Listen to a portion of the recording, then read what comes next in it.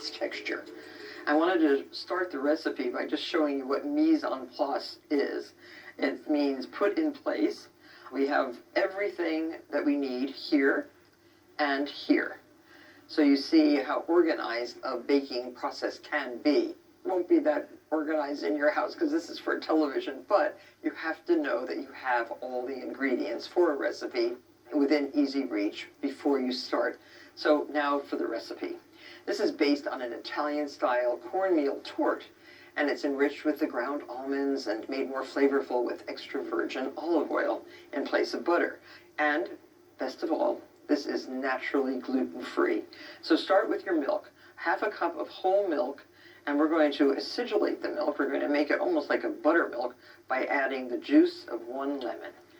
And you can just squeeze the lemon, which, by the way, has already been zested because we need the zest of the lemon also for the cake. So just squeeze all the juice out of the lemon.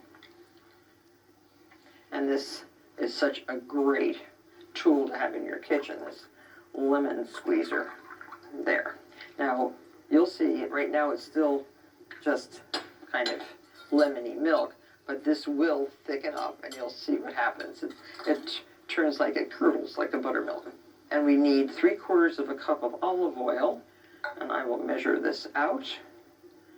Good quality olive oil. And in our food processor, 1½ cups of already ground almonds. They're not fine enough though. And 1 cup of sugar. Grind this until it's a very fine meal.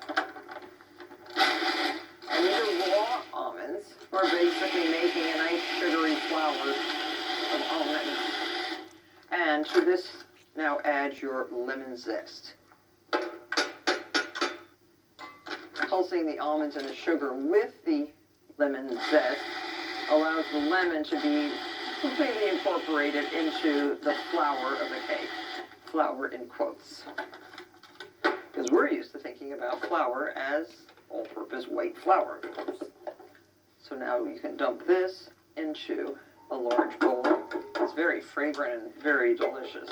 So to the almond flour, now add your cornmeal, 1 cup of fresh Italian ground corn. This is made from dried corn kernels. Look how beautiful yellow it is. And don't use coarse grits. That would not be appropriate for this cake. It has to be a nice fine grind of corn. And to this we add 1/2 teaspoon of baking soda, 1½ teaspoons of baking powder, and 1/2 teaspoon of salt. So there's our dried ingredients, well mixed, gluten-free. And now we can add to our milk, and look how it's curdled. Can you see?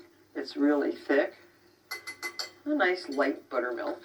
Add 1 teaspoon of almond extract.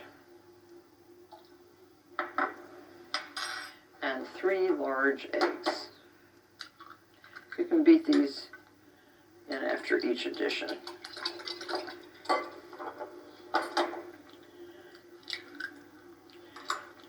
Almond extract is made by combining almond oil from bitter almonds with ethyl alcohol. So it's very strong, and 1 teaspoon is plenty.